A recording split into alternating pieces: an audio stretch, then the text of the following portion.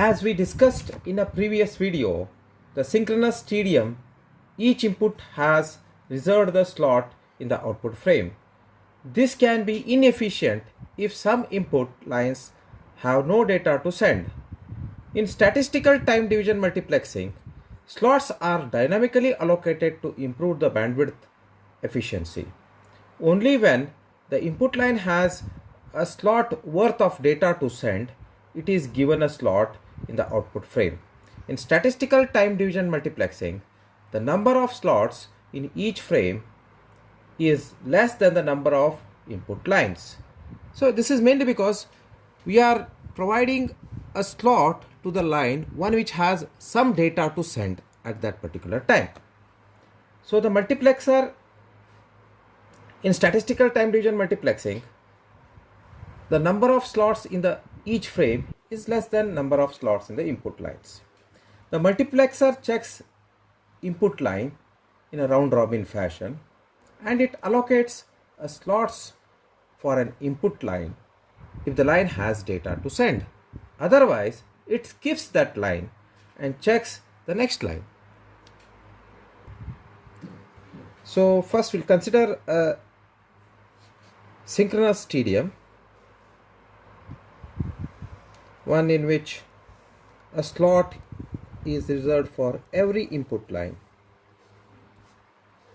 We'll take a 3-input TDM in which we talk regarding reserving the slots for all 3 input line. So in every frame you're going to have a space for every input line, no matter whether line 1 has something to send during that time or it does not have a data to send. If line 1 does not have anything to send, this slot will going to go empty. But whereas in case of statistical time division multiplexing,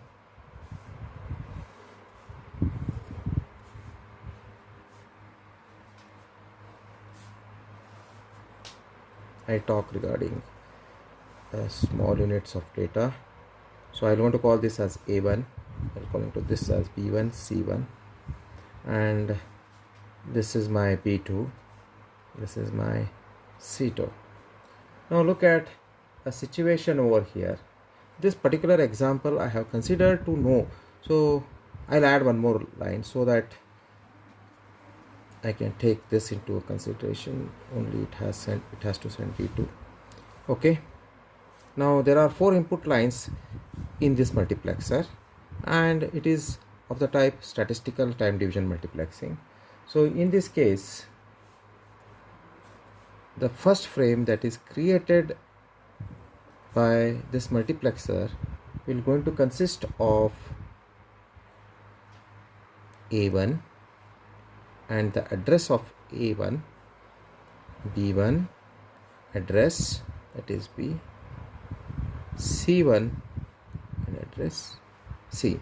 Now see, here we have 3 slots along with the address. These are addresses and these are the datas that are obtained from these lines, and D does not have anything to send, so no slot is reserved in the frame.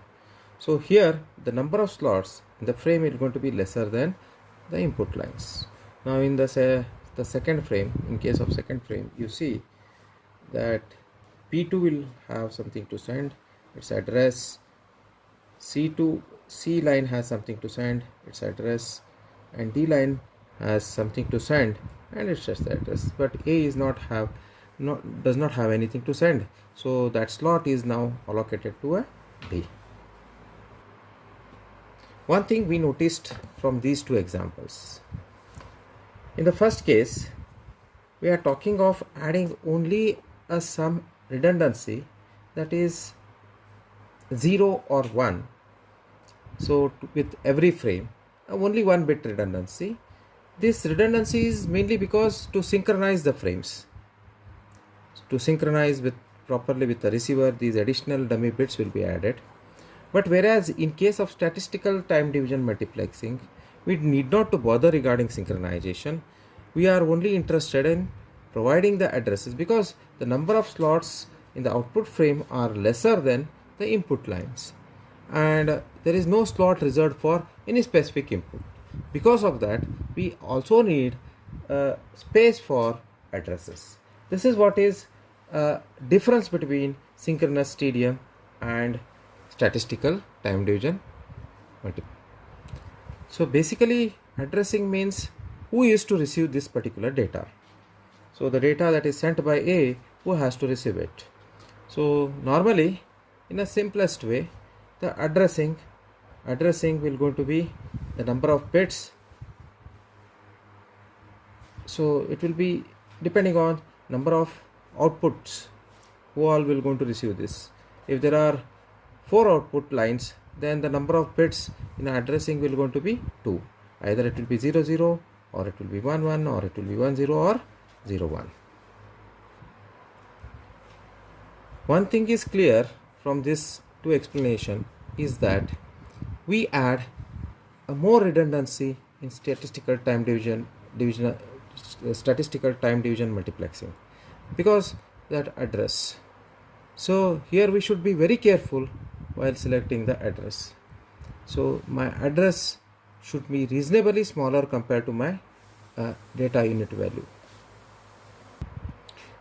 In case if the data what it is carrying, its number of bits in the data, if they are lesser than the number of bits in the address, then it is statistical time division multiplexing is very inefficient. So all the time, every time while using a statistical time division multiplexing, we should be careful in connection with address. The additional advantage of statistical time division multiplexing is that we don't need a synchronization bit for this. But whereas in case of synchronous time division multiplexing, we need some additional bit, but it is a 1 bit per frame, simply 1 bit per frame.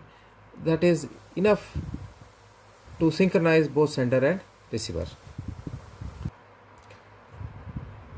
When it comes to the bandwidth outgoing line, so normally the frame sizes will go to be based on the capacity of the output line. So in statistical time division multiplexing, normally the output bandwidth will going to be lesser than sum of the bandwidth of all the input lines. This is regarding synchronous TDM and statistical TDM. Next, we are going to discuss regarding spread spectrum. Next, we'll discuss regarding spread spectrum.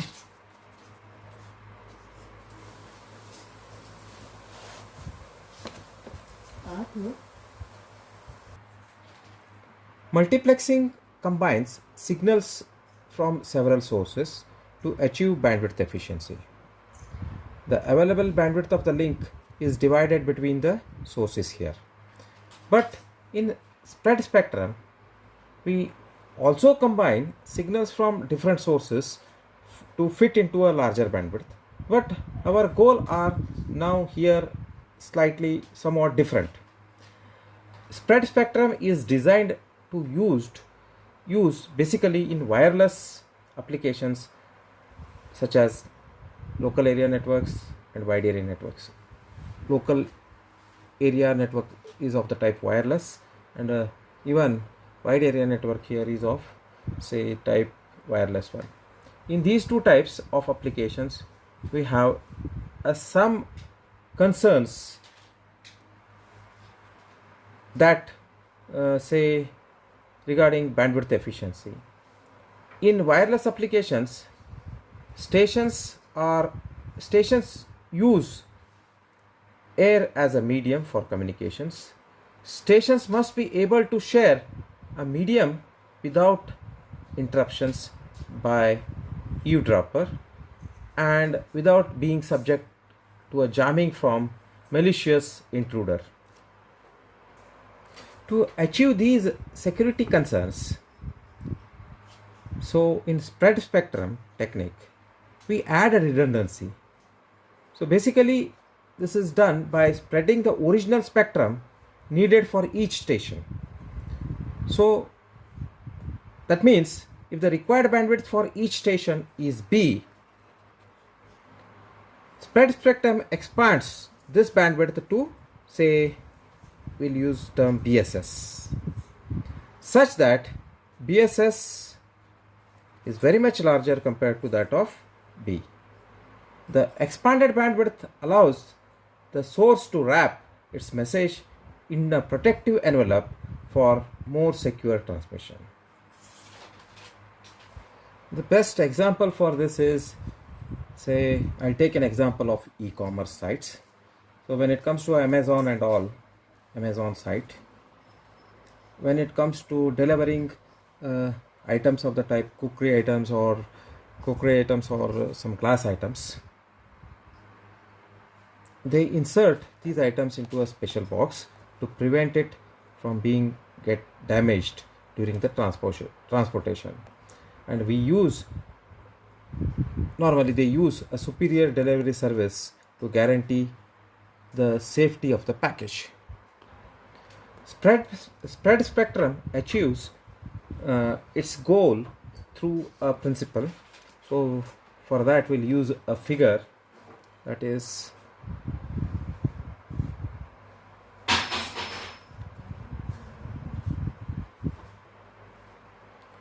so here we need a spreading code.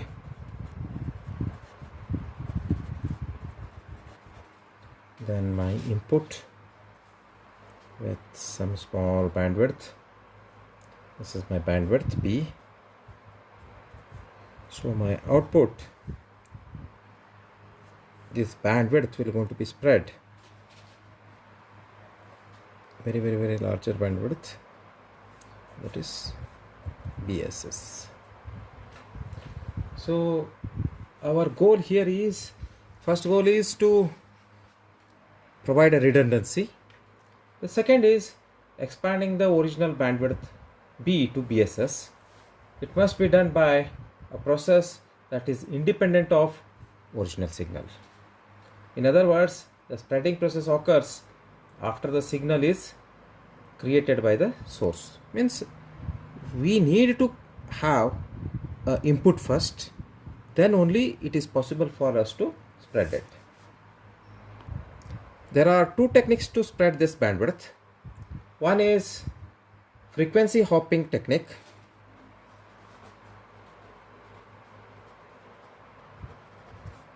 Spread spectrum. Second one is direct sequence spread spectrum. Direct sequence spread spectrum. So these are the two techniques. So first we'll discuss regarding FHSS, that is frequency hopping spread spectrum. In short, it is called as FHSS. This technique uses m different carrier frequencies. Simple technique. We need, say, some number, random number m different frequencies. We'll use m different frequencies. Say these m frequencies will be the frequencies of carrier signal. So these frequencies in turn will going to be used for modulation purpose. They will going to modulate my source signal. The idea used over here is that we are not modulating our input signal by using only one frequency component. We are modulating our input by using multiple or different carrier frequencies. That means at every moment my modulated output will going to change. So first time I will going to modulate it by using frequency FA. Second time I will going to modulate it by using frequency FZ, and then FB, and so on. So I will going to select these frequencies in a random fashion to modulate my input. Say for example, if I have a 10 different frequencies that is ranging from say 10 kilohertz to 100 kilohertz. Okay, my frequencies, I have 10 different frequencies which are falling between these two ranges. So at every moment I am using only one carrier frequency to modulate my input. So in the end, when I look at the final outcome, my bandwidth requirement will going to be from 10 kilohertz to 100 kilohertz. That is 100 kilohertz to 10 kilohertz. That means my bandwidth will be 90 kilohertz in this case. Because even though I am using only one frequency at any given time, but range of frequencies which are used to modulate my input will be from 100 to 10k. So because of which my overall bandwidth will go to increase. Now we'll see the general layout of FHSS. So in this layout we have a multiplexer to which we are applying our input, that is our original signal, and I'm going to use some frequency synthesizer.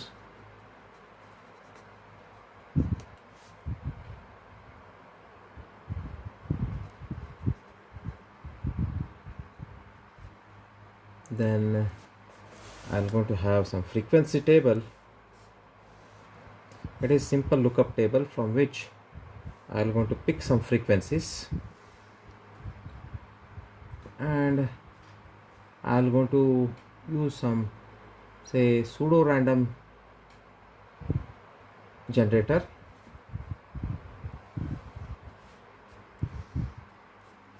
This is my random generator. It is a pseudo random generator which generates the numbers to select a specific frequency, which will be inputted to a frequency synthesizer. That value will going to be inputted to the frequency synthesizer. Based on that value, frequency synthesizer will going to generate that frequency, which will be used for modulating a input, and final outcome will going to be my signal with spread rate spectrum. Okay, now we'll look into the details of this table. This table is a simple lookup table which consists index value. So this is an index column which will be of k bit length, and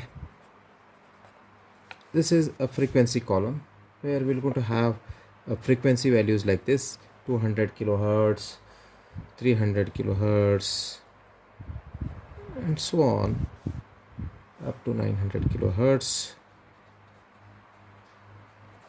So my input, say for this particular example,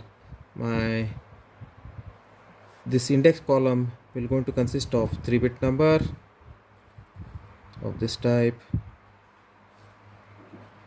and so on up to 111.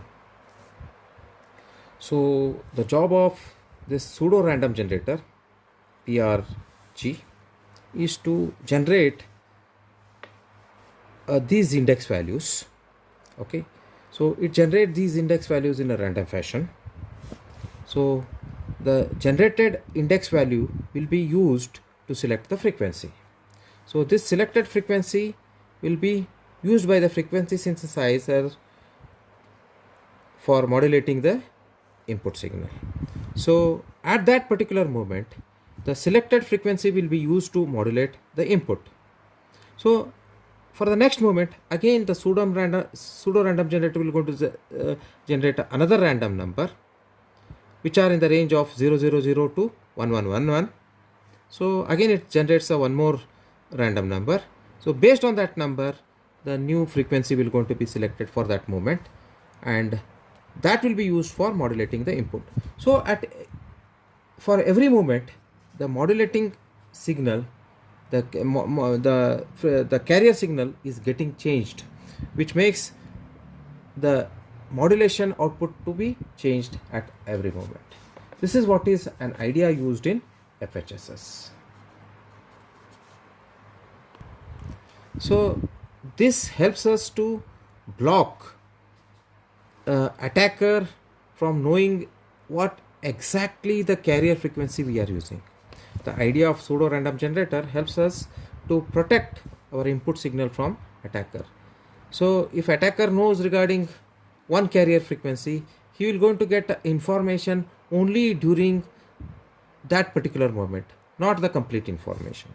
So this is how we can secure our communication by using a FHSS. The same idea can be extended to multiplex signals from multiple sources. So here I was talking regarding only a single input. I can use the same idea for multiple inputs. Every time, every input will going to be modulated by using a different frequencies. So in the end, what we are doing is we are trying to say accommodate the signals from different input sources into the given bandwidth. So this is nothing but somewhat similar to your FDM, frequency division multiplexing. So the same idea what we have used in a FDM is used over here, but every time my input will going to be, these inputs will going to be modulated by using a different carrier. Next I will going to discuss regarding direct sequence spread spectrum, that is DSSS. DSSS also expands the bandwidth, but it is slightly different from that of FHSS. In DSSS we use some digital technique. DSSS we place each data bit with n bits using a spreading code. That means our every input will going to be assigned a code of n bits, and we call this code as chips. So every one bit, it may be a 0 or 1, these will going to be represented by a n bit code. So every single bit code will now going to be replaced by n bit codes. This is how we are spreading the bandwidth. So n bit that are used for 0 are different from that of n bits that are used for 1. But when it comes to representation of 0, we will going to use n bits. When it comes to a representation of 1, we will going to use n bits. Altogether, we are expanding, increasing the bandwidth of input by n times. These n bits are called chips. We also refer them as chips. Let us consider the example that is used in wireless LAN. So that is very famous sequence, that is Barker sequence.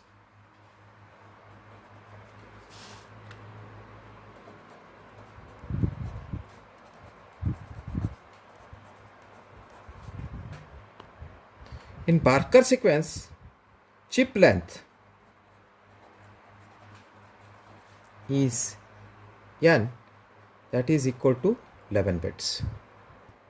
So that means every input bit will now going to be represented by 11 bits. To know regarding this in a better way, I'll take one example in which I'll use NRZ signals. So I'll represent my input as well as my chip sequence using NRZ technique. So my original signal is this. So this is 1, and this is my 0. Next I'll take again 1. So this is 1, this is my 0. I'll only talk regarding 2 bits. So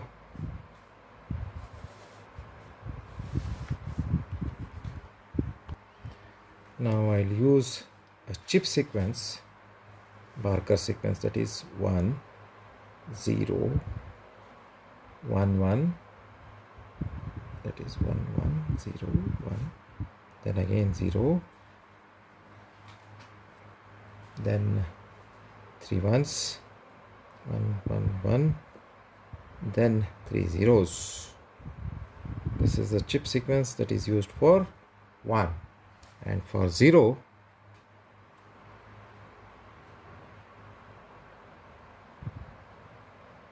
we are using the same chip sequence, that is 1 0 1, so 1 0, it should be 1, and again 1, again 0, it should be 0, then 3 ones, 1 1 1, next 3 zeros, 0 0 0. Okay, same Barkers at both the sides, we are using the same chip. So after this is my input, this is my chip.